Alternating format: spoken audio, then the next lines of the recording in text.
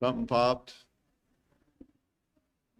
One commentary I read, it said that verse 11 and 12 imply that man has more than one option in life, which I agree, we do. We can go one way or we can go another, but as we look at it again, verse 11 says, will the men of Keilah surrender me into his hands? Will Saul come down as your servant has heard? O Lord, the God of Israel, please tell your servant. And the Lord said, he will come down. Well, yeah, he can go down or he cannot, right? He has the ability to do either one. And that's part of what it's implying. We have more than one option there. And then it said, will the men of Keilah surrender me? Well, they can, right? They can surrender him, or they can say, no, Saul, we're not going to. These guys just helped us a bunch, and we can fight with them and keep you out of here. Well, evidently the people of Keilah weren't that grateful that David and them showed up, okay, because the Lord said they will turn you over to Saul if you stay there. So I don't know if that means a whole lot, but to me it reaffirms what we all know, that I can go this road or I can go that road. Okay, and that's something that's being said right here in the Bible. I can go this way or I can go that way. Okay, I have a choice. Okay, because all those folks that are the predestination people in that say you don't, that you have one choice and that's the direction that you were going, and it's too bad for you if it was the wrong way. That shows us right there that we have that opportunity to do either one. So if you need some more information to talk to those folks that keep throwing that in your face, there's a chunk of it right there in the Old Testament where you can go to Samuel chapter 23, verse 11 and 12, and you can show them right there. They have a choice. They can do one or the other. So it's in the Bible that you have choices. You don't have to go like the predeterminists always say you do. So keep that in mind if you ever need it one day. And then after that, David and them took off and they went to Ziph. I don't know how you say it, Z-I-P-H. Isn't that what you said a while ago, Joe? You read it as Ziph also? Did you call it Ziph also? Yeah, I mean, I don't know how else to call it. I mean, that's what it looks like, unless somebody knows a little better, Z-I-P-H. And it's in the northern part of Judah, and it's not far from the town of Carmel. And then the desert of Ziph is located east. It's still in Judah, but it's a little bit east, and they're headed toward that area. Well, why would David and them go into an area that's a desert? Well, who follows people into the desert? Not many. A bunch of Israelites followed Moses into the desert, but the Lord was watching out for them. Most of us are not going to follow people into the desert because, there's not enough supplies there to keep you going. And so they're going to be about 12 miles southeast of Keilah when it's over. So they're traveling 12 miles out of there, getting away from there. And as we'll read in a little bit, when Saul heard that he left, oh, well, we'll go do something else.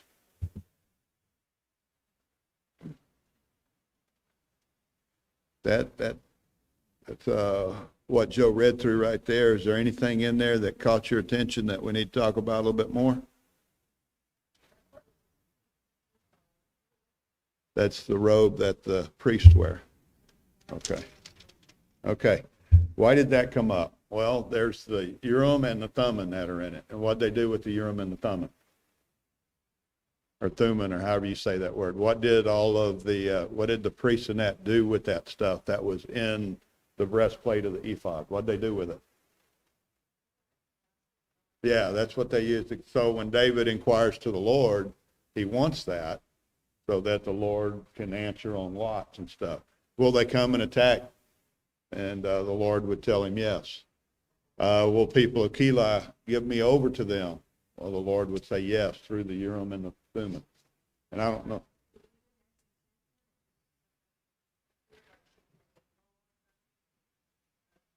That's what it sounds like. Does anybody know more about Urim and Thummim than I do? Because that's what it sounds like to me on the stuff I read about it. And I don't know if the Lord spoke to David or if he just answered him through the Urim and the Thummim, but it was in there, and I don't know why else it would be in there if they weren't going to use it. But that's what the priests would do.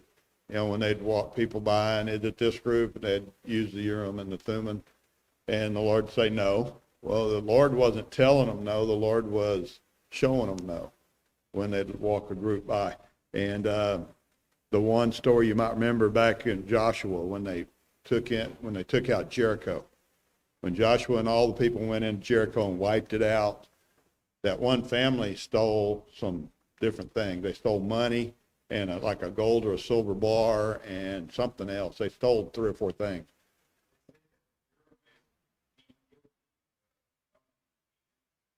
Okay. Yeah, but I don't know on that. Yeah, I guess guilty means yes, they will, and innocent means no, they won't. I don't know. But when that occurred, when they took out Jericho and that one family stole, well, when they walked all the people by, they were using the Urim and the Thummim, and they started picking them out a group at a time until it got down to that particular family. That's the only reference I really know to go to, because that's the last thing I'd studied was that. But I don't know to answer all the questions on that stuff. But that is a good one. I'm glad you said it. Yeah, there is times. Right. Right. Priest. Right. Yeah, and I don't know. Did the Lord talk directly to David? Or was it always a prophet or a priest that talked to David? I don't know. But that's the only reason I think that was in there. And I had that in my notes and I forgot to read it. But and it seemed like it was out of place too. They said it, and then they talk about this other deal, and then they come back to it. So I thought they should have changed the order of the verses there so that it fit where it should have, instead of where they put it. Because they said, here it is, and then they said, okay, now Saul found out David's down there, and then they went back to saying, hey, is Saul going to come after me, and all that stuff. So it's kind of out of order, but yeah. Anything, I probably didn't answer that very well, and I'm sorry. I don't know enough to answer that question very well. Anything else on there that I'd like to discuss on it that maybe somebody would know, but I don't? Okay. I'm going to read just a couple of verses and answer a couple more questions here. David saw that Saul had come out to seek his life. David was in the wilderness of Ziph at Horish, and Jonathan, Saul's son, rose and went to David at Horish and strengthened his hand in God. And he said to him, do not fear, for the hand of Saul my father shall not find you. You shall be king over Israel, and I shall be next to you. Saul my father also knows this. And the two of them made a covenant before the Lord, and David remained at Horish, and Jonathan went home. Okay, now this is the second time they've made a covenant, right? Remember they had a covenant before when David went away? Now they have another one, so I guess that maybe they added to it. Because the original covenant, remember, it said, you will not wipe out my family. Okay? That Jonathan's interested in that. I don't blame him, because remember back in these times, if the king got thrown out, who else got thrown out? Everybody that was part of that. So he was wanting to make sure when Saul finally gets thrown out, I don't want to be thrown out with him. Hey, I want to be able to be around. I'd like for my brothers and sisters to be around. I'd like for my children to be around, all that stuff. So.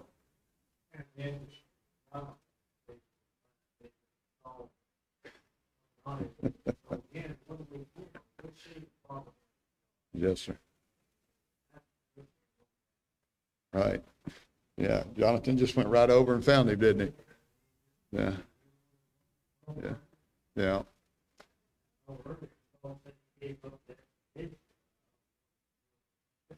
No. But he wasn't finding David. No. But it's amazing that Jonathan did. But it's just, some of that stuff's just amazing. And the Lord guided every bit of it, but it's just amazing to me. Guys in David's position probably shouldn't have lived very long. They're out in the wilderness all the time with a bunch of I guess I'd call them rowdy people at first, although they probably came around to being a lot better after they'd been around David. But it sounded like back when they were talking about a bunch of malcontent and discontent and all of that all jumped in with David. Well, some of those guys couldn't have been real good guys, but probably after being around David and some of the better people, they got to be good guys. Okay, but as we read, and y'all know about when David's in the cave and Saul comes in the cave, and they all say, okay, David, there he is, go kill him. And David said, no. Well, they're probably learning from David. So David's got to be a good influence on some of these. And people like that, a lot of times, they don't live a long time. Okay, they're out in the middle of a bunch of stuff, and people are always doing things, and they're always running around, and it's an easy, back then, it was easy to die. I mean, anything could kill you back then. You could, you got a bad cut or something, you get an infection and die back then. Today, we go down and get a penicillin shot, or they give us penicillin in a tablet, or whatever, and we're fine. But back then, you just die from it. So it wasn't real good. Could easily bleed to death back then on things that you couldn't stop the bleeding. Well, now they stop it, different things. So it's just amazing that he lives this long, and the Lord has to be a part of it, or he wouldn't live that long.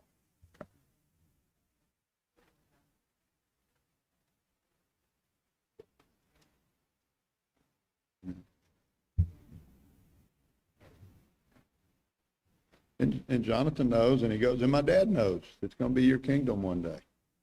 And then later, Saul's going to say that too. So we're going to run into that in a little while. Just amazing how it all falls in place, just exactly like it ought to.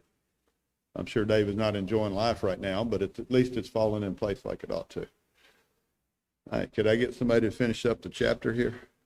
It's like 19 through 29.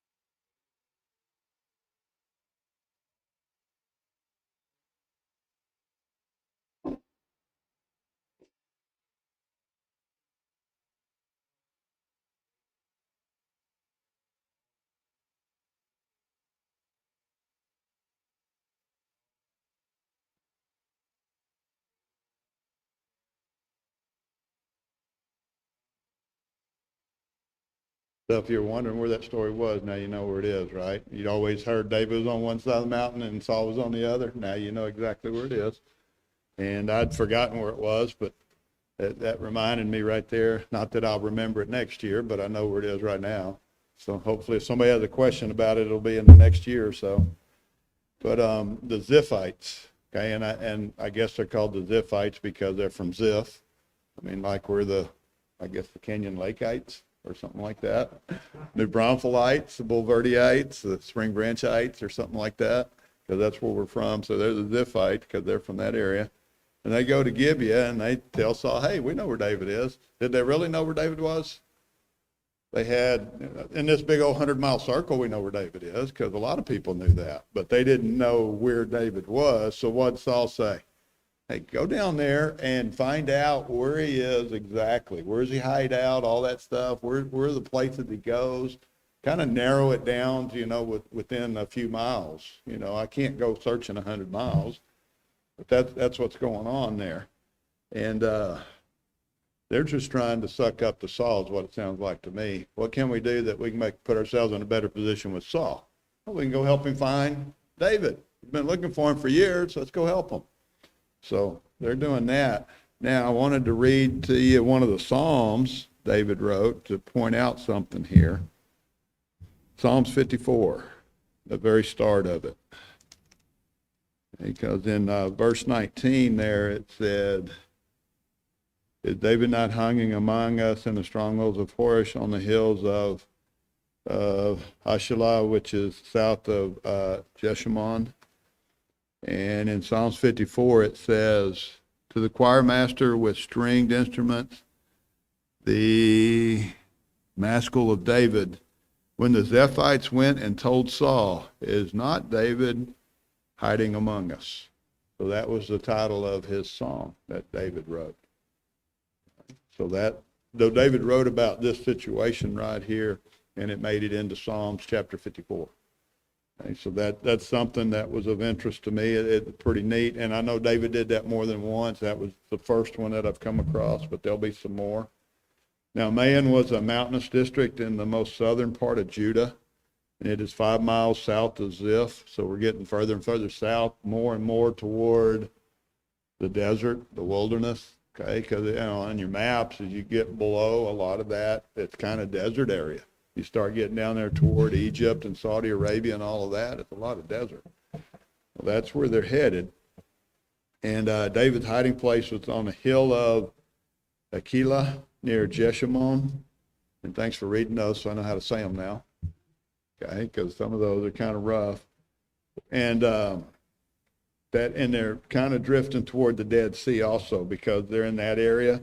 And there's a wetland area down in there too, near the sea. They're near the Dead Sea, but I would have to think, since it's near the Dead Sea, that wetland area would have to be probably more like a coastal, more salty, more sea type. Okay, because in the Dead Sea full of a lot of salt and minerals like that. So the wetlands would have to be more of like you would have like in Florida, where all of the, and in Louisiana where you have the deltas and that, where it's kind of salt watery. I would think it would be something similar to that, only inland instead of near the coast. But that's kind of where they are. So they're getting back. They're moving a long ways from where they were when they were helping Keilah. They're moving and moving and moving. They keep moving further and further east toward the Dead Sea. And right when Saul has an opportunity to get really, really close, the Lord says, "Hey, Philistines, y'all go over here and start causing some issues, and we'll just draw Saul away." It happened, didn't it? You know, I mean, what's an easy way to get Saul out of there? Bring the Philistines back in, stir them up a little bit, get them going. And so Philistines are coming in, and, well, Saul, you're the king. You got to keep them out of our territory. So Saul's off, right? He's right there. I mean, David's on one side of the mountain, and he's on the other, and they're just probably going merry-go-round around this mountain. But that's what's going on there, and all of a sudden the Lord steps back in again. I mean, Saul's not going to get him. You'd think he'd figure it out, but I guess not. And the rock of division, what did you call it? Well, the rock of escape.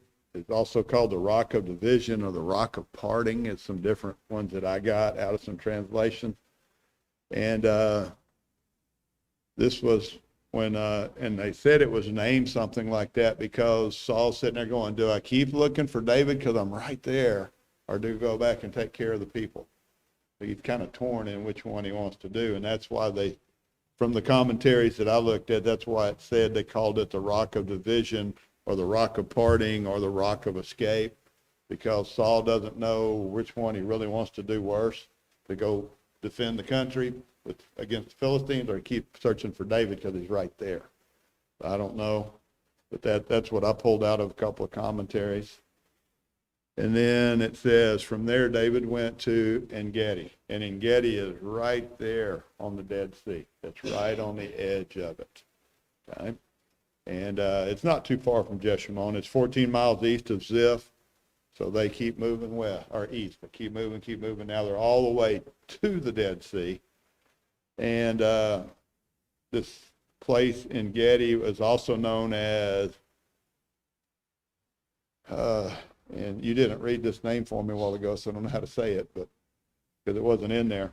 it's another name for this same town that's in Gedi. It's Hazazon Tamar, and it's in 2 Chronicles 20:20. It names the same place with a different name. And so they're in Gedi, and in Gedi means spring of the young goat. That's weird, isn't it? Spring of the young goat. Kind of a weird name. Okay, but that's one of the deals. It's a mountainous spring. That's where this is in Gedi, also known as Hazon Tamar from 2 Chronicles 20:20. It's right there on the Dead Sea. And that was just weird. Spring of the young goat. It's very mountainous, got a bunch of caverns in that. Well, if you're hiding, what do? Caves are pretty nice. That's, like, I don't know about Texas history. Remember Sam Bass? Okay. If you're a Texan, you probably remember Sam Bass. What cavern did he hide out in? Okay, we're failing some Texas history here, huh? Longhorn Cavern. Sam Bass hid out in Longhorn Cavern. And most of us have probably been to Longhorn Cavern. And I've been several times, little one, and as I got older, I took my kids, but Sam Bass hid out in the caverns. Well, David's hiding out in the caverns there in Gedi. He's hiding out there. And the other thing about this place is there's a perennial spring there that runs all the time. I guess that's what perennial means. So I said the same thing twice. But it runs all the time. So there's abundant water that's coming out of the ground. That's fresh water. So we got that, and we got a good place to hide. Well, it seems like to me everybody would want to go there. So I don't know how good a place it would be to hide. Saul could go there too and have plenty of water and all of that also. But they're headed in that area, and so there's some things, I don't know if it's interest to you or not, but there's some things that might interest you a little bit. Is there anything else in there that they didn't talk about or overlook that?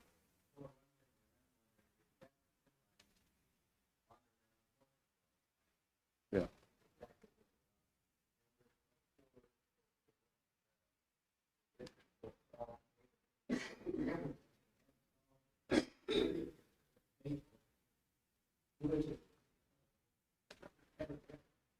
Yeah. Yeah. Yeah. So David got some insider help somewhere, doesn't he? Yeah. Yeah. Yeah.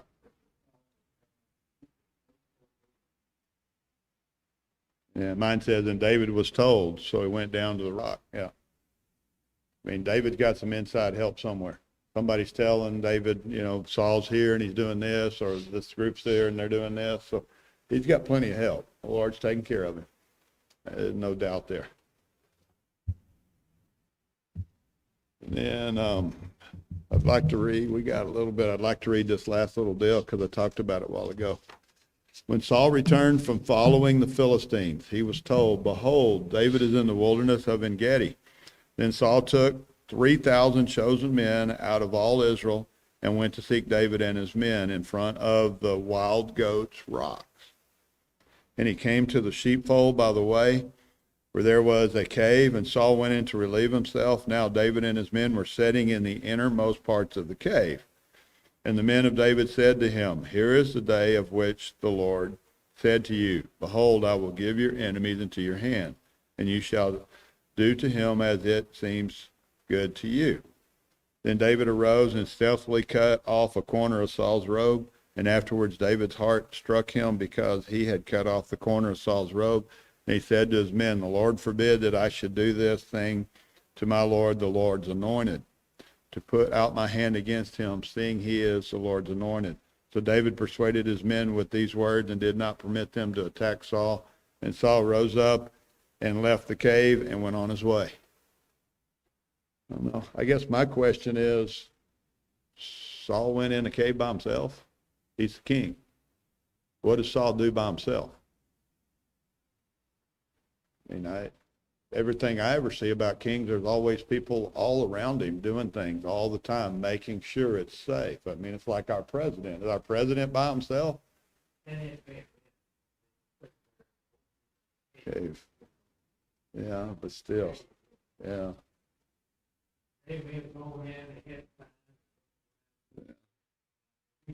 We don't know.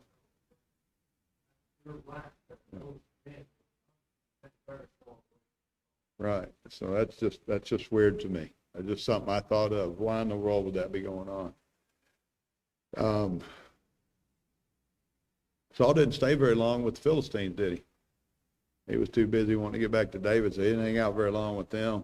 And he brought 3,000 chosen men, so he's 5-1 on the number of men he's got versus what David got. Remember, David has about 600 men now, so it's 5-1. And there's a bunch. And I'm just amazed that he goes in there. This area is an area where it said only the goats could walk easily through there, so it's probably not really very smooth there. Probably pretty rough, right? Only the goats can travel through there pretty easily.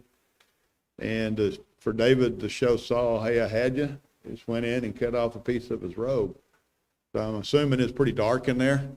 And David probably been in the cave a while, so his eyes have adjusted a little better. And I'm sure they're not real deep in the cave, but David probably has some pretty good night vision, having been in the cave a while. Saul probably didn't. And David was able to sneak up and cut off a piece of his clothing, which is kind of weird. You'd think if you were standing there and somebody cut off a piece of your clothing, you would notice it. And I don't know how much clothing they wore and how heavy and how far it went to the ground, but you'd think they'd notice it. I mean, I'm not sure. I mean, maybe somebody would know more than I do, but I'm not sure how you don't notice somebody pulling on your garment. Okay, because there had to be something. Yes, sir.